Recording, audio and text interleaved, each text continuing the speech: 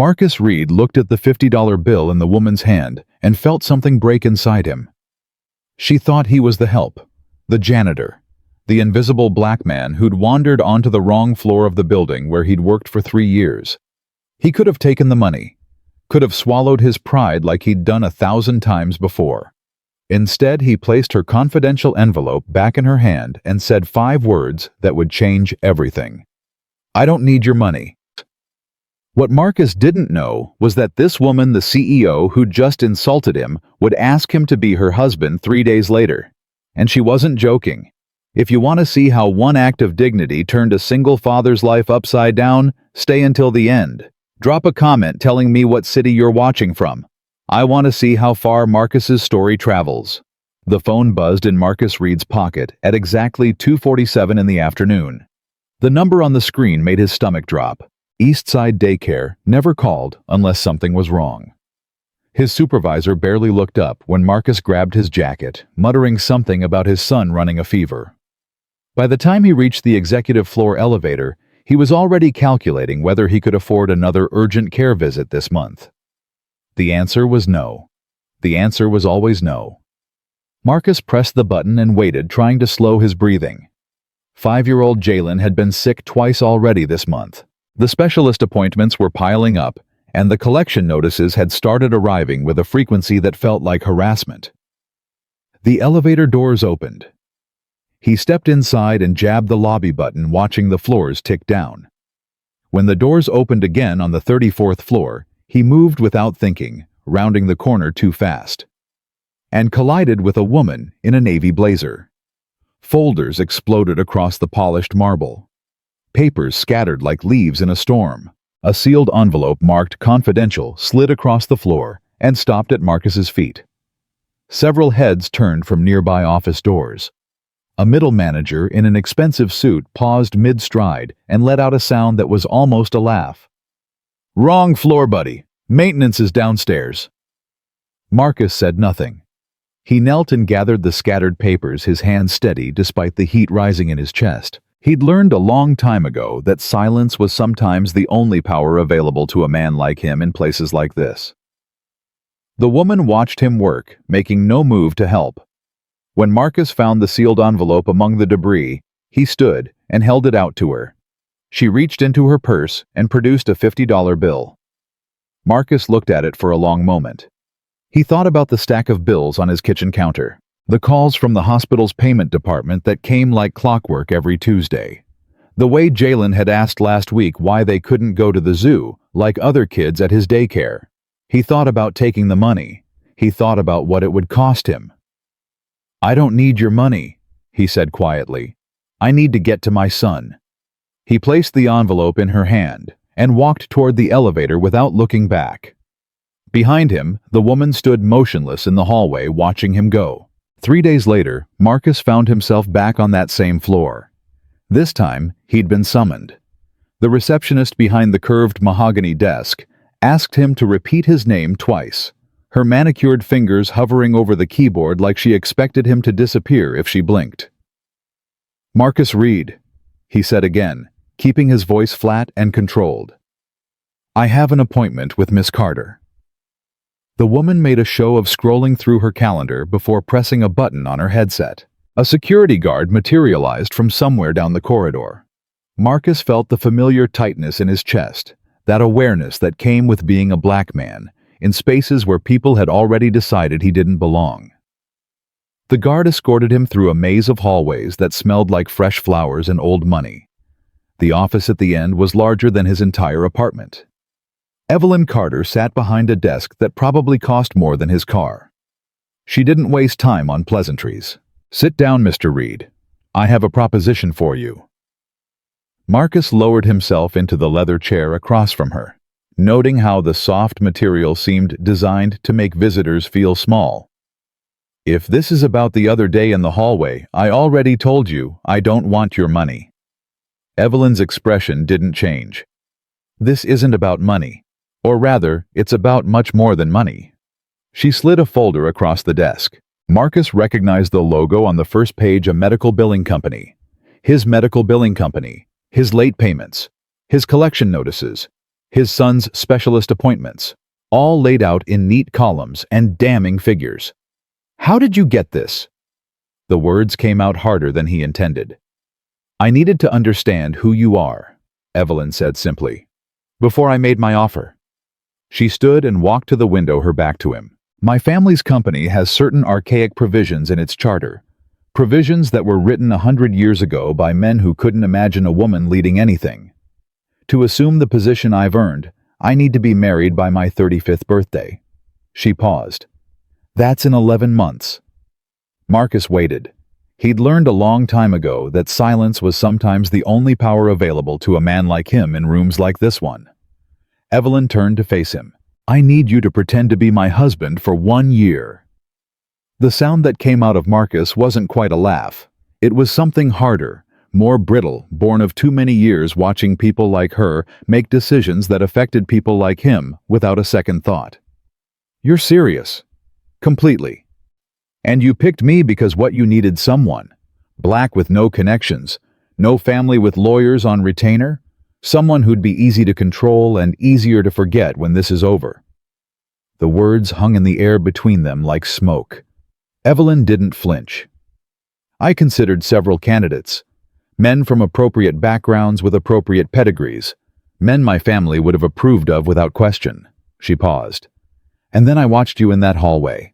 Security offered you $50, and you handed back a document worth millions without even glancing at it. My assistant tried to give you cash for your trouble, and you looked at her like she'd insulted everything you stood for." Marcus said nothing. "I didn't choose you because you're easy to control, Mr. Reed. I chose you because you're the only person I've met in years who didn't try to sell themselves to me the moment they saw an opportunity." The folder sat between them like an accusation.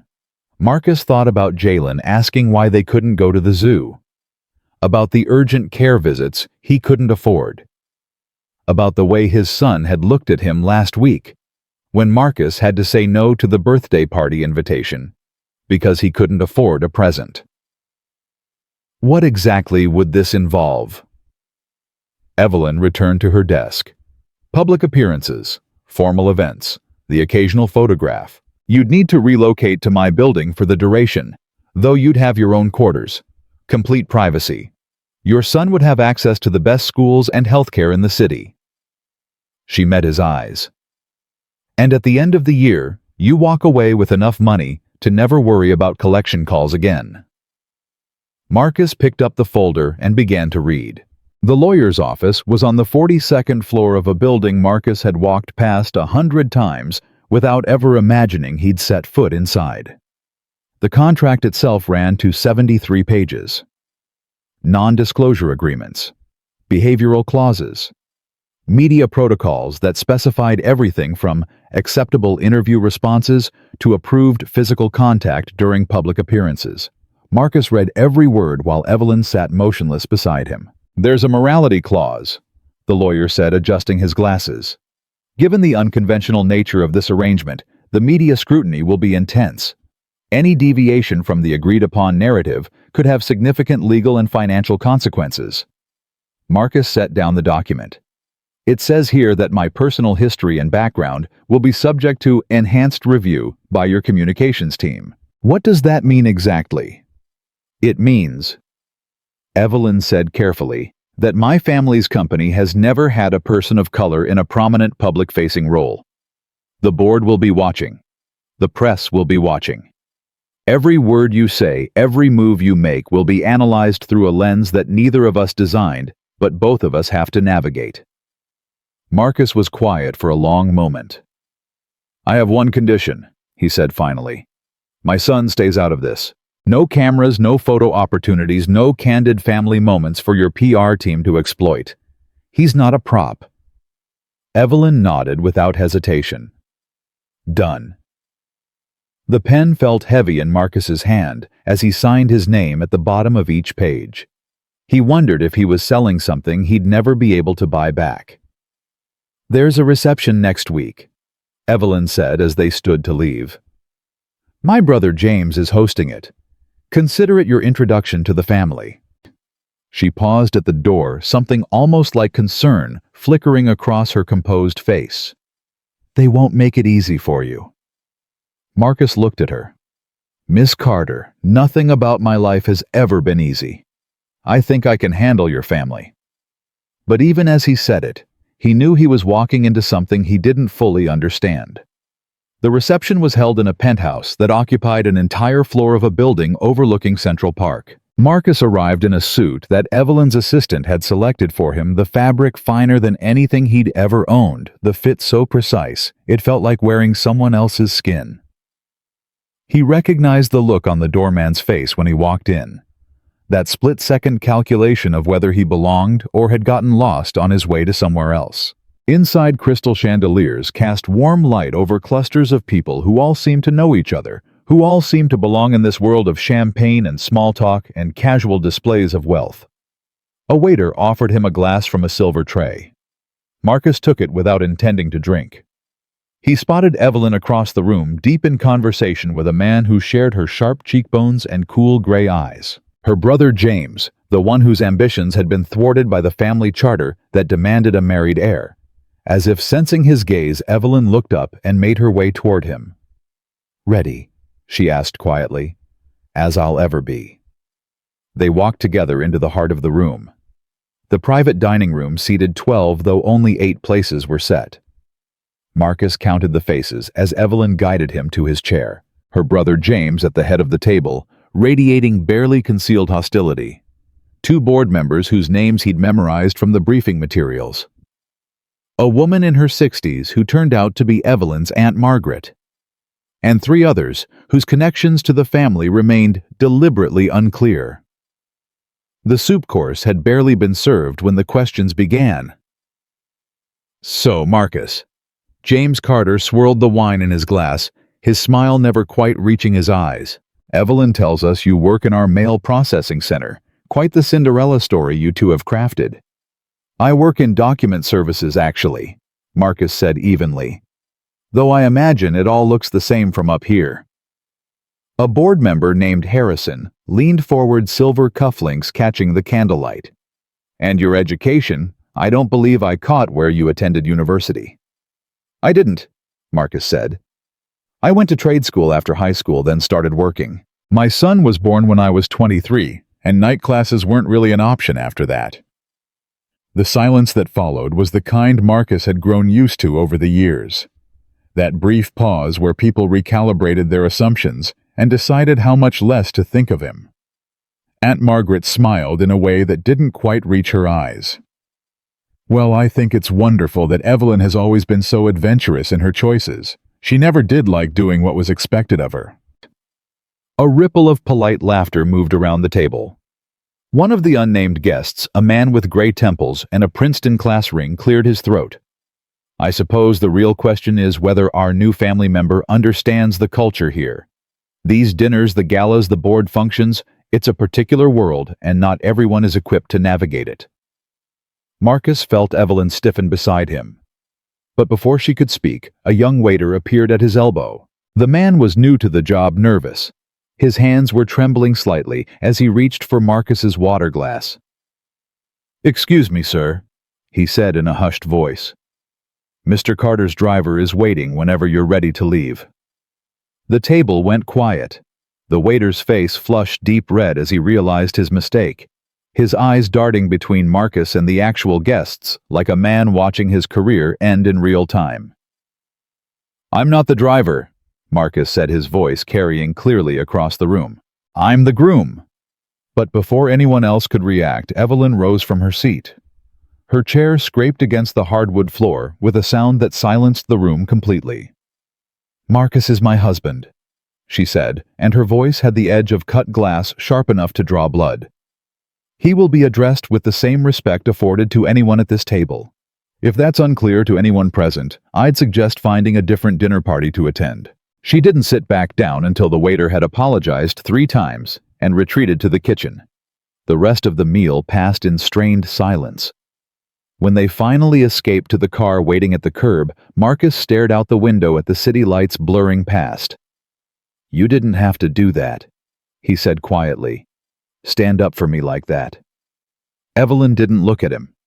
Yes, I did.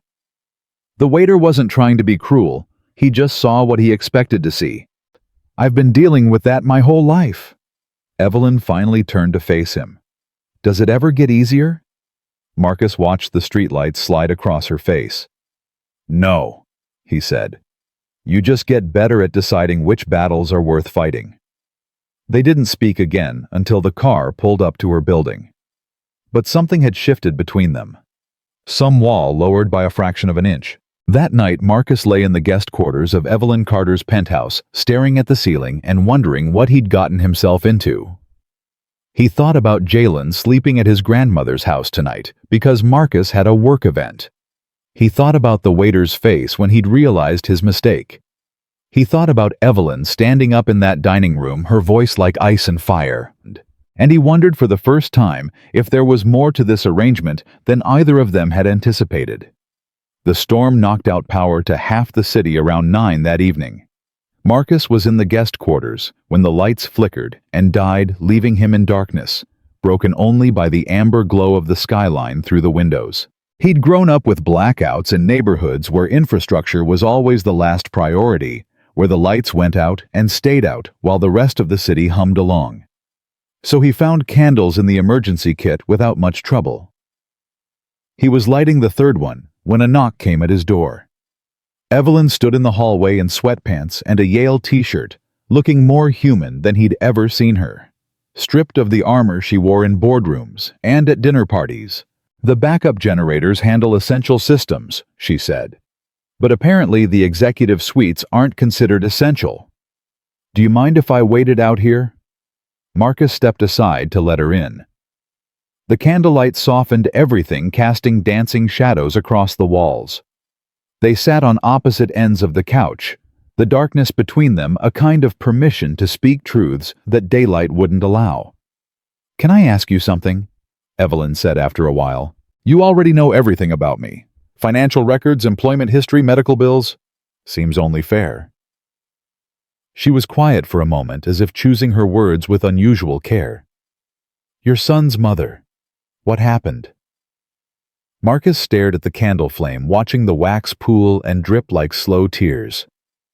Denise. We met in high school. Got married too young because she got pregnant, and both our families said it was the right thing to do. We had Jalen when we were barely more than kids ourselves. He paused. She died when he was 2. Car accident on the way home from her night shift at the hospital where she worked as a nurse's aide. I'm sorry. I was working late that night, trying to pick up extra hours at a warehouse job that paid by the load. She called me around midnight to say she was tired, asked if I could pick up Jalen from her mother's place so she could go straight home and rest. His voice caught like it always did at this part of the story. I told her I couldn't leave, that we needed the money, that she should just push through for another 20 minutes. He met Evelyn's eyes in the flickering light. She fell asleep at the wheel 3 blocks from our apartment. The silence that followed was heavy, but not uncomfortable. Evelyn didn't offer empty condolences or try to fill the space with words. She simply sat with him in the darkness, and somehow that was enough. When Jalen gets sick, Marcus continued, taking him to the doctor at night is always an adventure. Last year he had an ear infection, fever of 103. I carried him into the emergency room at 2 in the morning, and the security guard followed us from the parking lot to the registration desk. Asked me 3 times if the child was mine. Wanted to see identification. Suggested maybe he should call someone to verify my story. Evelyn drew her knees up to her chest, looking younger than her 34 years. I was the second choice, she said quietly. For everything. My brother was the heir, the one my parents groomed for leadership from the day he was born. I was the backup plan, the spare. The one they educated just in case something went wrong with the first investment. She laughed, but there was no humor in it. When James turned out to be more interested in spending the family money than growing it suddenly, I was supposed to step up, but the rules were never designed for someone like me. Someone like you. A woman, unmarried, someone who built her career on competence rather than connections. She shook her head slowly. My own mother told me I'd never be taken seriously until I had a husband to legitimize my position. Can you imagine? In this century, in this country. Marcus turned to look at her. Do you hate me? Evelyn asked suddenly. For putting you in this position, for using you to solve a problem I should have found another way to fix. Marcus considered the question seriously. No, he said finally. I don't hate you. I'm too tired to hate anyone anymore. I've spent my whole life proving I deserve to exist in spaces that were never meant for me. Proving. I'm not a threat when I walk down the street at night. Proving I'm a good father, even when I can't afford to take my kid to the zoo. Proving I belong in a job interview at a parent-teacher conference in a hospital waiting room with my own sick child in my arms. He met her eyes in the candlelight. I don't hate you. I just want to stop having to prove anything to anyone. Evelyn was quiet for a long time. When she finally spoke, her voice was barely above a whisper. Evelyn. My name is Evelyn. The lights came back on an hour later, harsh and bright after the intimacy of the darkness. But something had changed between them, something that neither of them could name yet. The park near Evelyn's building had a playground that Jalen loved, with climbing structures shaped like castles and swings that went high enough to see over the iron fence. Marcus brought him there on Saturday mornings while Evelyn caught up on work, their routine settling into something that almost felt like normal life. It was on one of those Saturdays that Evelyn appeared unexpectedly. Still in her running clothes, her hair pulled back in a ponytail that made her look less like a corporate executive and more like someone's neighbor. Jalen spotted her before Marcus did. That's the lady from TV, the 5-year-old said, tugging at his father's sleeve. The one who lives in the big building. Marcus watched Evelyn approach, noting the hesitation in her stride, the uncertainty that looked foreign on her usually composed face. Hi, she said, crouching down to Jalen's level. You must be the famous Jalen I've heard so much about. Jalen regarded her with the frank assessment that only children can manage. Are you my dad's boss? Something like that. Do you tell him what to do all the time? Marcus coughed to cover a laugh. Sometimes, Evelyn admitted. But your dad is pretty good at doing things his own way. Jalen nodded, apparently satisfied with this answer. Then his expression grew serious, the way children's faces do when they're about to ask something they've been thinking about for a long time. The people on TV don't like my daddy, do they?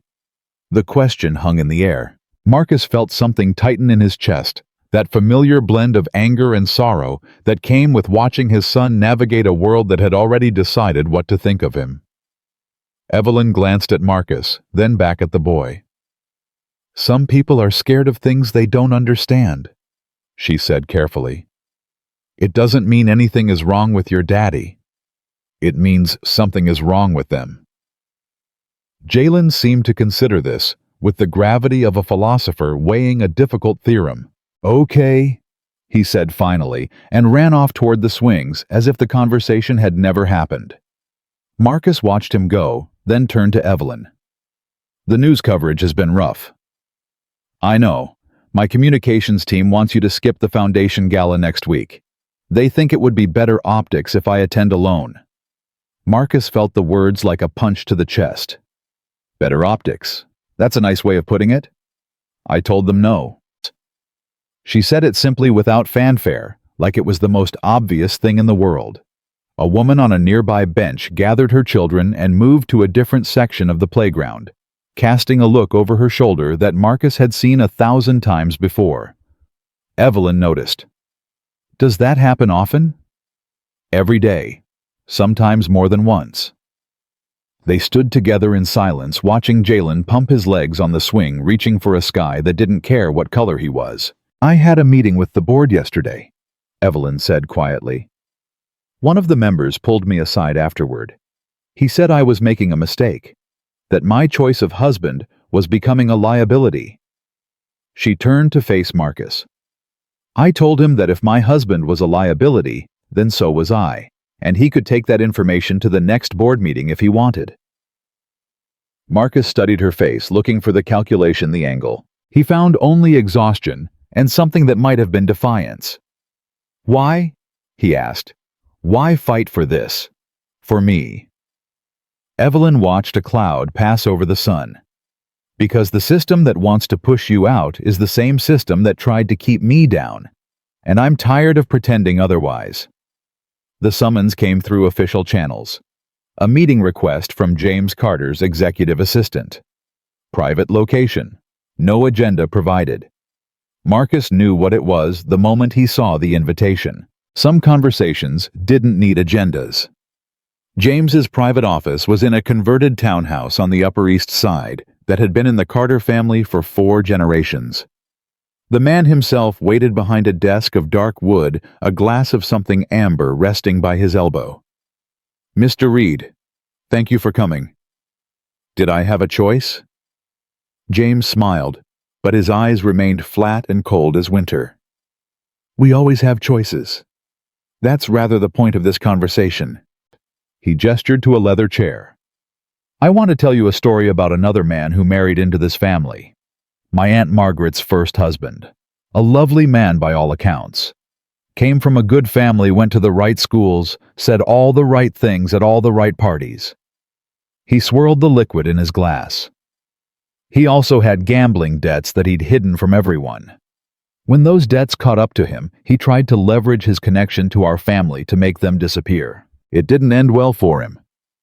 Marcus said nothing. "The point," James continued, "is that this family protects itself. We have to. We have enemies who would love nothing more than to see us fall. And when someone new enters our orbit, we need to be certain of their loyalty." "I'm not your aunt's husband." "No. You're something much more complicated." James stood and walked to the window. "Let me be direct. My sister is making a mistake. This marriage, this arrangement, whatever you want to call it, exposes us to risks we can't afford." Marcus felt the familiar tension in his shoulders. "Is that a threat?" "It's an observation." James turned to face him. "You have a son, a beautiful boy. From what I understand, he's doing well in that new school. Making friends, settling in. It would be a shame if circumstances forced him to return to his old life." The words landed like stones in still water. Marcus stood slowly, his hands at his sides. "Say what you mean." "What I mean is that this family has resources you can't imagine. We can make problems appear or disappear depending on what serves our interests. Right now, your presence is creating problems." James reached into his desk drawer and withdrew an envelope. "Inside, you'll find a number, a generous one. Enough to set you and your son up comfortably for years. All you have to do is step back quietly. Tell Evelyn you've had a change of heart. No drama, no press, no complications." Marcus looked at the envelope, but didn't touch it. "And if I don't?" James's smile didn't waver. "Then we'll have to explore other options. Less pleasant ones. For everyone involved." The drive back to Evelyn's building was the longest of Marcus's life. He sat in the back of the car, watching the city slide past, and thought about his son, asleep in the guest quarters, dreaming of playgrounds and swings that reached the sky. He thought about Denise working those extra shifts so they could afford a better neighborhood, a safer life for the child they were raising together. He thought about all the times he'd been told in ways spoken and unspoken that he didn't belong, that he should step aside, that he should make room for people who deserved to be there more than he did. By the time the car pulled into the underground garage, Marcus had made his decision. In his room, he opened his laptop and pulled up the draft email he'd started days ago, the one that would end this arrangement and return him to the life he'd known before. His finger hovered over the send button. Then he walked to the door of his son's room and stood in the doorway watching Jalen's chest rise and fall in the moonlight. The boy had his mother's eyelashes, long and curved, casting shadows on his cheeks. Marcus thought about what it would mean to run, to take the money and disappear, to protect his son by removing him from a world that had never wanted either of them. And then he thought about what it would mean to stay, to stand his ground, to show his son that there were some battles worth fighting even when the odds were impossible. He closed his laptop and picked up his phone. "Evelyn, I need to see you. Now." She met him in the hallway, still dressed in the suit she'd worn to her board meeting, her face shadowed with exhaustion. "What happened?" "Your brother happened." He told her everything. The townhouse, the envelope, the implied threats about Jalen's school, the options left unspoken but clearly understood. Evelyn's expression didn't change as she listened, but her hands clasped in her lap went white at the knuckles. "I'm staying," Marcus said when he'd finished. "Not because of the contract or the money or any of the things that brought us together. I'm staying because your brother doesn't get to decide who belongs in this world and who doesn't. I'm staying because my son deserves to see his father stand up instead of step aside." He met her eyes in the dim hallway light. "I'm staying because I choose to, and that's the only reason that matters." Evelyn was quiet for a long moment. When she spoke, her voice was steady but soft. "Then we fight together." It wasn't a question. The boardroom on the 47th floor was designed to intimidate. 12 leather chairs surrounded a table of black granite.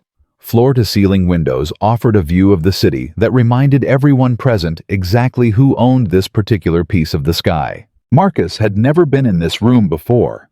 He'd never been invited. The emergency board meeting had been called by James Carter, ostensibly to discuss concerns about the company's public image. The real agenda was something else entirely. Evelyn sat at the head of the table, her face composed, but her shoulders tight beneath her blazer. Marcus was seated beside her, aware of every eye that tracked his movements, every whisper that died when he glanced in its direction. "Let's not waste time." James said, his voice carrying the easy authority of someone who'd never doubted his right to speak. "We've all seen the press coverage. We've all seen the questions being raised about my sister's judgment." He slid a folder across the table. "And now we have this." The documents inside were copies of the marriage contract. Every clause, every condition, every carefully worded provision laid bare for the board to examine. The agreement was legal, Evelyn said evenly. It violated no company policies. "Legal isn't the same as appropriate." A board member named Morrison leaned forward. "This arrangement makes us look like we're hiding something. And in this business, perception is reality." Another board member, a woman named Chen, turned to Marcus. "Mr. Reed, help us understand. What exactly is your interest in this situation?" Marcus felt the weight of every gaze in the room. "My interest is in fulfilling the terms of an agreement I made in good faith." "An agreement that included considerable financial compensation," James interjected. "Yes, for pretending to be something you're not." He smiled thinly. "See, that's where this gets complicated, because the question isn't really about the contract, is it? It's about whether someone of your background is the right person to be associated with this company, with this family." The silence in the room was absolute. Marcus stood. The movement was slow, deliberate, the kind of motion that said he was done sitting while others decided his fate. "I'd like to make a statement," he said, "if the board will permit it." Morrison waved a hand. "By all means." Marcus reached into his jacket pocket and withdrew his phone. 3 days ago, I received a visit from James Carter at his private residence. He offered me a substantial sum of money to dissolve my marriage to Evelyn and disappear quietly. When I declined, he implied that my son's safety and well-being might become complicated if I didn't cooperate. He tapped the screen and placed the phone in the center of the table. James's voice filled the room, tiny but unmistakable, outlining the same threats he'd made in the townhouse. The board members exchanged glances. Morrison's expression shifted from skepticism to something closer to alarm. "This is outrageous," James said, his composure cracking for the first time. "This is a private conversation that was recorded without my consent." "New York is a one-party consent state," Evelyn said quietly. "You might want to consult with legal on that." Marcus looked around the table, meeting the eyes of each board member in turn. "I grew up in a neighborhood where nobody who looked like me ever sat at tables like this one. I went to schools where the expectation was that I'd end up in prison or dead before I turned 30. I've been followed in stores, questioned by police for walking through the wrong neighborhood, Had security called on me for trying to eat lunch in a park with my own son. He paused. None of that has anything to do with my qualifications, my integrity, or my value as a human being. But it has everything to do with how I've been treated since I walked into this building. He gestured toward the recording still playing softly on his phone. The question you need to ask yourselves isn't whether I belong here. It's why someone who threatens a child to protect his position was ever given the authority to speak for this company in the first place. Board member Chen leaned back in her chair. Mr. Reed makes a fair point. The optics of this situation are problematic, but perhaps not in the way we initially assumed.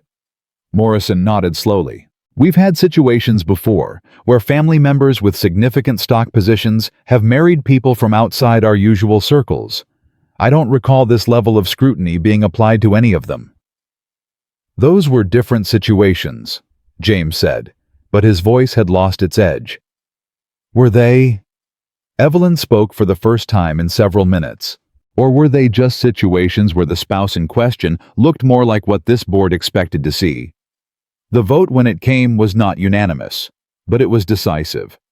James Carter was removed from the executive committee pending a full review of his conduct. Evelyn retained her position. And Marcus, for the first time since this arrangement had begun, felt like he'd been seen for who he actually was, rather than what people assumed him to be. The days after the board meeting passed in a blur of press conferences and legal consultations. Evelyn navigated the fallout with the same composure she brought to everything, while Marcus found himself retreating to the quieter corners of their shared life.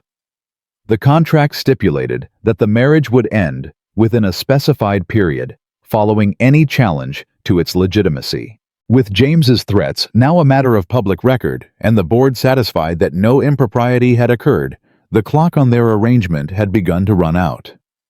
They met in the underground garage on a Thursday evening, both dressed in the clothes they wore when no one was watching. The lawyers want to finalize the separation agreement by the end of the month, Evelyn said without preamble. I've instructed them to ensure that all financial provisions are honored regardless of how the contract technically concluded. Marcus nodded. That's generous of you. It's what we agreed to. She paused. I owe you an apology. For what? For putting you in this position. For asking you to be something you never signed up for. For assuming that because I needed something, I had the right to ask you to provide it. Marcus was quiet for a moment. You gave me a choice. That's more than most people in your position would have done. Evelyn shook her head. I gave you a choice between poverty and performance. She looked tired, not just physically, but in the deeper way that came from carrying burdens no one else could see. I want you to know something, Marcus said. These past months, watching you stand up in that boardroom, listening to you fight for things you believed in even when it cost you, that meant something to me. Evelyn's expression flickered with something he couldn't quite read. Marcus, I'm not asking for anything, he said quickly. I know how this works. I know what we agreed to, but I spent my whole life being told that people like me don't belong in rooms like yours. And then I watched you make space for me anyway. Not because of what I could do for you, but because you decided that I mattered. He took a breath. I don't need you to save me. I don't need anyone to save me. But I needed to be seen. And you did that. So thank you. Evelyn was silent for a long time. When she finally spoke, her voice was thick with something that might have been tears. I spent my whole life trying to prove that I deserved to be in those rooms too. That I wasn't just the backup plan, the substitute, the woman who got the job because her brother was too corrupt to keep it. She met his eyes.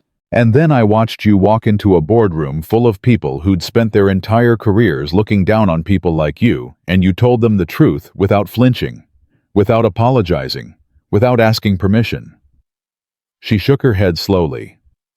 I thought I was doing you a favor by giving you a seat at the table. Turns out you were the one teaching me how to actually use it.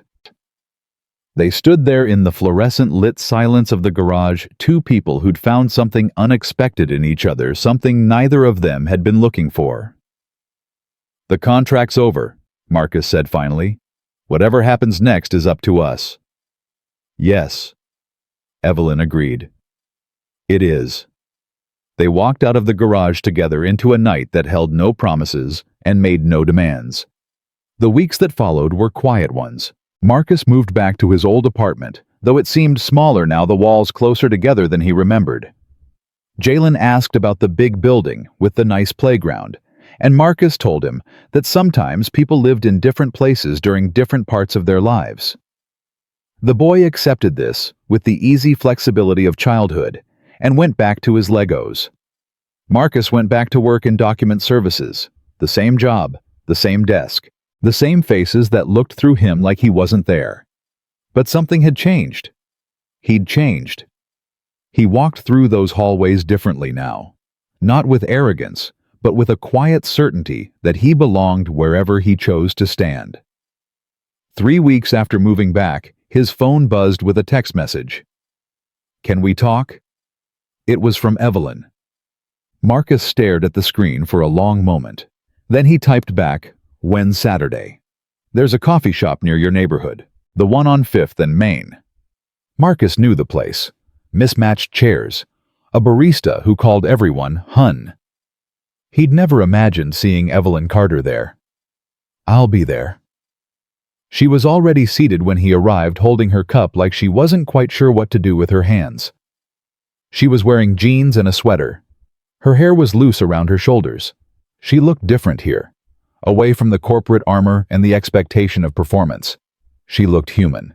"Thank you for meeting me," she said, as Marcus sat down. "Your message didn't leave much room for decline. I wasn't sure you'd want to see me.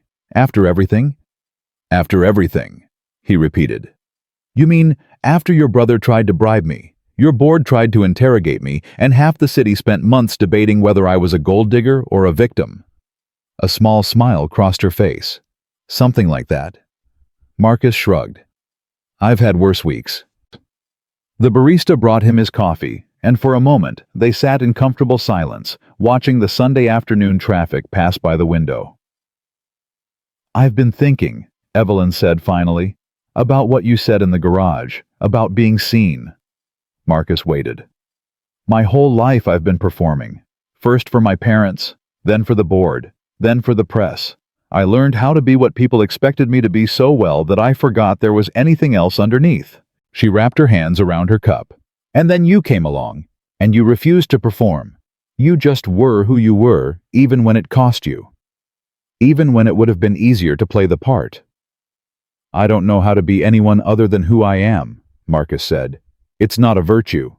It's just a fact." "Maybe. But it taught me something I'd forgotten. That there's a difference between playing a role and actually being present, between performing connection and actually having it." Marcus studied her face. "Why are you telling me this?" "Because I want to know if we can start over," Evelyn said. "Not the contract, not the arrangement, just this. 2 people sitting in a coffee shop trying to figure out if they want to see each other again." Marcus thought about all the reasons to say no, the difference in their worlds, the complications that would inevitably follow, the questions people would ask, the assumptions they would make. Then he thought about his son asking why the people on TV didn't like his daddy, about Evelyn standing up in that dining room refusing to let a stranger's mistake go uncorrected, about a night without power when 2 people had told each other the truth in the darkness. "Can I ask you something?" he said. "Anything. That first day in the hallway, when I handed back your envelope and refused the money. What were you thinking?" Evelyn considered the question. "I was thinking that I'd never met anyone who looked at me like they didn't want something, like I was just a person who dropped her papers, not an opportunity or a problem to solve." She paused. "I was thinking that whoever you were real. And I'd spent so long surrounded by people who weren't that I'd forgotten what real looked like." Marcus nodded slowly. "My son likes the playground near your building. He asks about it sometimes." "There are other playgrounds in the city." "There are." He took a sip of his coffee. "But he had a point about that one. The swings go higher than most." Evelyn's smile was slow, careful, like she was afraid of wanting something too much. Is that a yes? Marcus looked at her across the table. This woman who'd upended his life and challenged everything he thought he knew about the world she came from. It's a maybe, a strong maybe, with conditions. Name them. No contracts, no arrangements, no pretending to be something we're not. He leaned forward slightly. And if this is real, if we're actually going to try this, then we do it as equals. Not as the corporate executive and the guy from document services. Just as two people who are tired of being judged by everyone else's expectations. Evelyn extended her hand across the table. Not for a handshake exactly, but not quite for anything else either. Deal, she said. Marcus looked at her hand, then at her face, then back at her hand. He thought about walls and bridges and all the spaces in between. He thought about his son learning to reach for things that seemed impossible. And then, very slowly, he reached out and took her hand in his. Their second first date was nothing like the galas and board dinners that had defined their arrangement. Marcus picked her up in his old Honda, the one with the scratch on the passenger door and the air conditioning that only worked sometimes. Evelyn slid into the seat like she'd been riding in cars like this her whole life, and something about that simple act made Marcus's chest tight with an emotion he couldn't name. "Where are we going?" she asked. "Somewhere real." He took her to a restaurant in his old neighborhood, a Dominican place, where the owner's grandmother still made the rice and beans from scratch. The tables were plastic, the napkins were paper, and the music was loud enough that you had to lean in to hear each other. Evelyn looked around with the expression of someone seeing a different world for the first time. "This is where you grew up." 3 blocks that way. Marcus pointed toward the window. "Lived there until I was 18. My mother still goes to church on the corner." "Does she know about us?" "She knows I was married to a rich white woman for a year. She has opinions." Evelyn laughed a real laugh, not the polished sound she made at corporate functions. "I imagine she does." The food came, and Marcus watched Evelyn navigate her first encounter with mofongo and pernil, her face cycling through surprise and delight as the flavors hit her. "This is incredible," she said. "Why didn't you ever mention this place?" "You never asked." The words landed softer than he'd intended, but Evelyn heard the truth in them. "I didn't, did I? I knew everything about your finances, your medical bills, your employment history. And I never once asked what food you liked, or where you grew up, or what made you happy." She set down her fork. "I'm sorry, Marcus, for treating you like a problem to be solved instead of a person to know." "You're learning," he said. "We both are." After dinner, they walked through his old neighborhood. Marcus showed her the corner where he'd first kissed Denise, the basketball court, where he'd spent every summer afternoon, the bodega, where Mr. Ramirez still remembered his usual order. "This is who I am," Marcus said. "Not the man in the expensive suit at your family's dinner parties. These streets, these people, this life." Evelyn took his hand. "I want to know all of it. Every corner, every story, every part of you that you've been hiding because you thought I wouldn't understand." "And your world?" Marcus asked. "The board meetings and the galas and the family dinners where everyone's keeping score? That's part of who I am too. I can't change that." "I'm not asking you to change. I'm asking if you can hold both. If we can build something that belongs to neither of us completely, but to both of us together." Evelyn squeezed his hand. "I want to try." 3 months later, Marcus moved back into Evelyn's building. Not as a contracted husband this time. As her partner. As her choice. Jalen had his own room with a window that looked out over the park. He asked if this meant the lady from TV was going to be his new mom. Marcus sat him down on the edge of his bed. "Miss Evelyn is someone I care about very much, and she cares about us. But she's not trying to replace anyone, okay? She's just someone new in our family." Jalen thought about this with his usual gravity. "Does she like Legos?" "I don't know. You could ask her." That evening, Marcus found Evelyn and Jalen on the living room floor, surrounded by plastic bricks, building something that looked like it might be a spaceship if you squinted. "He's teaching me," Evelyn said, looking up with a smile that made her look 10 years younger. "Apparently I've been doing it wrong my whole life." "The red ones go on the bottom," Jalen explained patiently. "Everyone knows that." Marcus stood in the doorway watching them and felt something he'd almost forgotten was possible. Hope. The board meeting 6 months later was different from all the ones that had come before. Marcus sat in the audience this time, not at the table. He was there as Evelyn's partner, not as a subject of discussion. She stood at the head of the room presenting quarterly results that exceeded every projection. Under her leadership, the company had expanded into new markets, diversified its holdings, posted record profits while also increasing employee wages and benefits. The old guard on the board, the ones who'd questioned her judgment, who'd tried to use Marcus against her, sat in uncomfortable silence as she outlined her vision for the next 5 years. "Any questions?" Evelyn asked when she finished. Morrison, who'd been skeptical from the beginning, raised his hand. "Ms. Carter, I think I speak for several of us when I say that we underestimated you. We assumed that the circumstances of your personal life would be a distraction. We were wrong." Evelyn nodded. "I appreciate that, Mr. Morrison. But I want to be clear about something. My personal life, my choice of partner, my decisions about my family, those aren't circumstances that happened to me. They're choices I made, and I stand by every one of them." She looked at Marcus in the audience. "The people who told me I needed to be married to be taken seriously were wrong. But the person I chose to build my life with, that was the best decision I ever made. Not because of what it did for my career, because of what it did for me." After the meeting, Marcus waited for her in the hallway. "That was quite a speech. I meant every word." "I know you did. That's what made it matter." Evelyn took his hand. "There's something I need to tell you." "That sounds serious." "It is." She led him to her office and closed the door. "James called me yesterday. He's been in therapy. Working on himself, apparently. He wants to apologize. To both of us." Marcus felt his shoulders tense. "What did you tell him?" "That I'd talk to you first. That we make decisions together now." Marcus was quiet for a long moment. "What do you want to do?" "I want to hear what he has to say, but only if you're there with me. Only if we face him together. And if his apology isn't real, if it's just another manipulation.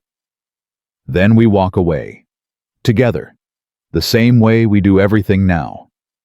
Marcus thought about the man who'd threatened his son, who'd tried to buy him off like he was something to be disposed of. He thought about the anger he'd carried for months. And then he thought about Jalen and about what kind of man he wanted his son to see. "Okay," he said. "We'll hear him out, but I'm not promising forgiveness." "Neither am I. I'm just promising to listen."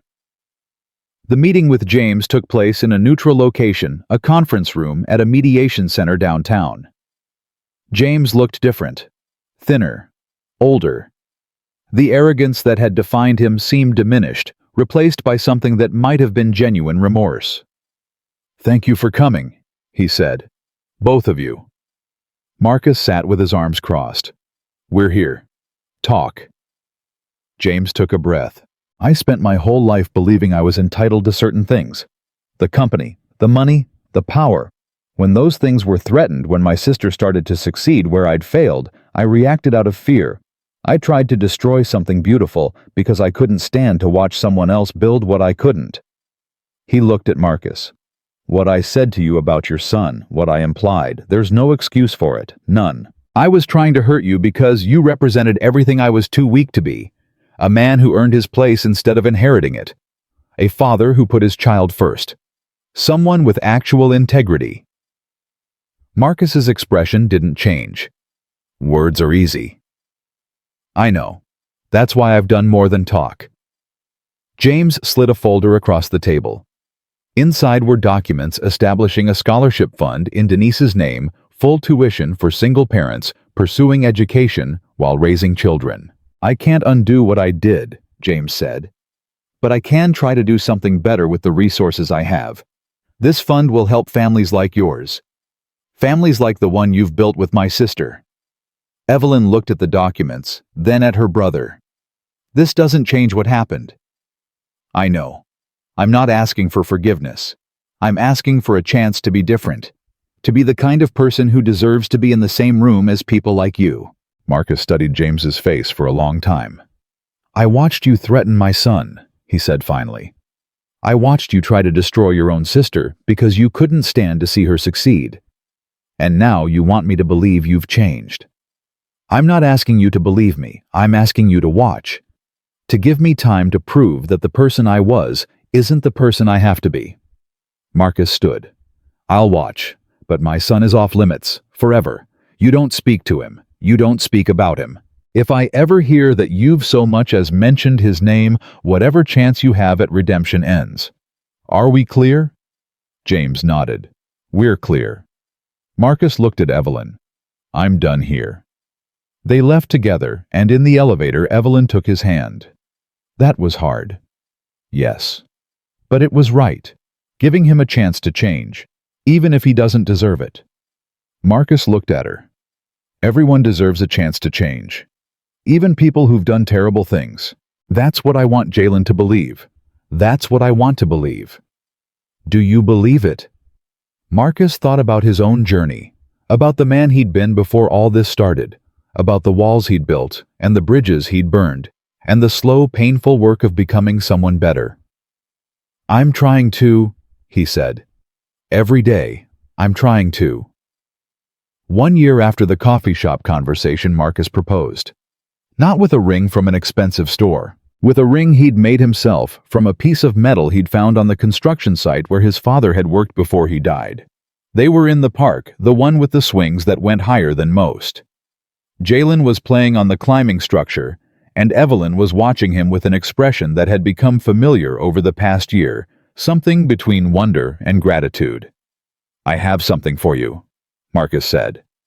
Evelyn turned to him. He held out the ring. "It's not fancy. It's not expensive. But it's real. Like us." Evelyn's eyes filled with tears. "Marcus, I spent my whole life being told I wasn't enough, not educated enough, not wealthy enough, not the right kind of man for the spaces I wanted to occupy. And then I met you, and you saw something in me that I'd stopped being able to see in myself." He took her hand. "I'm not asking you to marry me because of what you can do for me, or what I can do for you. I'm asking because I can't imagine my life without you in it. Because you make me want to be better. Because you make Jalen smile. Because you're the realest person I've ever known, and I want to spend the rest of my life being real with you." Evelyn was crying now, tears streaming down her face in a way that would have horrified her corporate communications team. "Yes," she said. "Yes. 1,000 times yes." Marcus slipped the ring onto her finger. Jalen ran over, having noticed something important was happening. "What's going on?" Marcus picked him up. "Miss Evelyn is going to be part of our family, for real this time." Jalen looked at Evelyn with his serious eyes. "Does this mean you'll help me with my Legos forever?" Evelyn laughed through her tears. "Forever and ever." "Okay then." Jalen nodded, satisfied. "Can we get ice cream to celebrate?" They got ice cream, and they ate it on a bench in the park, watching the sunset paint the sky in colors that no boardroom window could ever capture. The wedding was small, not because they couldn't afford a larger one, but because they wanted it that way. Marcus's mother sat in the front row, finally having accepted that her son had found something real. Evelyn's mother came too, though she spent most of the ceremony looking uncomfortable in a way that suggested she still didn't quite understand how her daughter had ended up here. James attended, keeping his distance, watching from the back, with an expression that might have been regret. The guests were a mix of worlds. Document services workers sitting next to board members, neighborhood friends sharing appetizers with corporate executives. It shouldn't have worked, but somehow it did. When the minister asked if anyone objected, Marcus held his breath. No one spoke. Evelyn took his hands and looked into his eyes. "I, Evelyn Carter, take you, Marcus Reed, to be my husband. Not because I need you to complete me. Not because you make me look good, but because you make me want to be good. Because you taught me that being seen is more important than being successful. Because you showed me that the walls I'd built to protect myself were also keeping out everything that mattered. Her voice cracked. I promise to see you, every day, for the rest of our lives, to fight for us when the world tries to pull us apart, to build something real in a world that rewards performance. Marcus felt tears on his own face. I, Marcus Reed, take you, Evelyn Carter, to be my wife. Not because of what you can give me or what I can give you, but because you looked at me when everyone else looked through me. Because you stood up when everyone else sat down. Because you chose me, not the version of me that fit your world, but the real me, the complete me, the me I'd been hiding because I thought no one would want him. He squeezed her hands. I promise to be real with you, always. To never perform when I can be present. To show our children, Jalen, and whoever comes next, that love isn't about contracts or arrangements. It's about choosing each other every single day, no matter what. The minister pronounced them married, and when they kissed, Marcus heard Jalen cheering from the front row, his voice rising above all the others. 5 years later, Marcus stood at a podium in a building he'd helped design. The Reed Carter Community Center had taken 3 years to build and another year to fill with programs. It offered job training for single parents, after-school care for children, legal services for families facing eviction, and 100 other things that Marcus wished he'd had access to when he was struggling alone. Evelyn sat in the front row, their daughter Amelia on her lap, Jalen beside her, now 10 years old, and already showing signs of his father's quiet determination. When I was a young man, Marcus said, I believed that success meant getting into rooms where people like me weren't supposed to be. I thought if I could just prove myself, if I could just work hard enough and stay quiet enough and not make anyone uncomfortable, I'd eventually earn my place. He paused. I was wrong. Success isn't about getting into rooms. It's about opening doors. It's about making sure the people who come after you don't have to fight as hard as you did. It's about building tables where everyone has a seat, not just the people who look right, or talk right, or come from the right families. He looked at his wife. 5 years ago, I met a woman who saw me. Really saw me. Not the version of me that performed well in interviews, or the version that knew when to keep quiet. The real me. The scared me. The angry me. The me who'd almost given up on being seen. His voice cracked. She taught me that being real is more important than being safe. That love isn't a contract, it's a choice you make every single day. That the walls we build to protect ourselves are often the same walls that keep us alone. He gestured around the room. This center exists because two people from different worlds decided to build something together. Not for ourselves, for everyone who's still fighting, for every single parent working 2 jobs to keep the lights on. For every kid who's been told they don't belong. For every person who's ever looked in the mirror and wondered if they're enough. He met Jalen's eyes. You are enough. You've always been enough.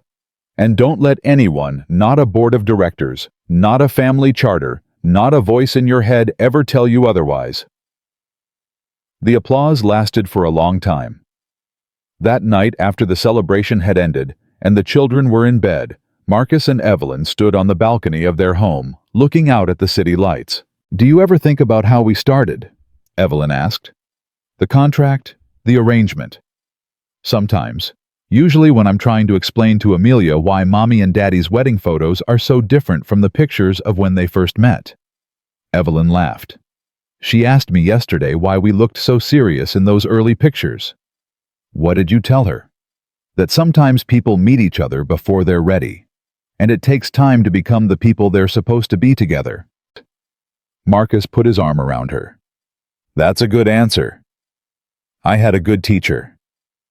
They stood in comfortable silence, watching the city pulse with life below them. I love you, Marcus said. Not the version of you that runs a company. Not the version that stands up in boardrooms. Just you, Evelyn. The woman who sits on the floor building Legos with my kids. The one who cries at animated movies. The one who's learning to cook Dominican food because she wants to understand where I come from. Evelyn leaned into him. I love you too. Not the version of you that looks good in a suit. Not the version that proved himself to my family. Just you, Marcus. The man who refused $50 because his integrity was worth more. The one who taught me that being seen matters more than being successful. The one who loves our children with everything he has. Marcus kissed the top of her head. We built something real. We did.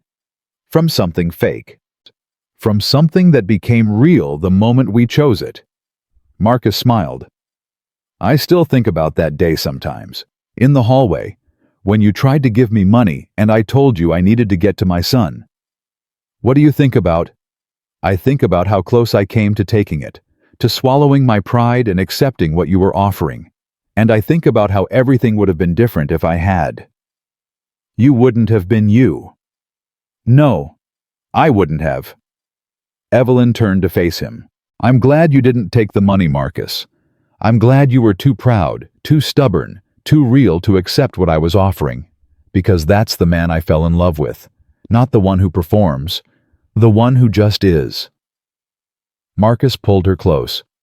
And I'm glad you saw something in me worth fighting for. Even when I'd stopped fighting for myself. They held each other in the darkness, two people from different worlds who'd found their way to the same place. Below them, the city hummed with life. Somewhere out there, people were struggling, fighting, wondering if they were enough. Marcus thought about all of them. And he made a silent promise to keep building tables, keep opening doors, keep making space for everyone who'd ever been told they didn't belong. Because that was what love looked like. Not a contract, not an arrangement. A choice you made every single day. A door you opened for someone else. A seat at a table where everyone was welcome. Marcus Reed had spent his whole life being invisible. But now he was seen. And he would spend the rest of his life making sure that everyone else could be seen too.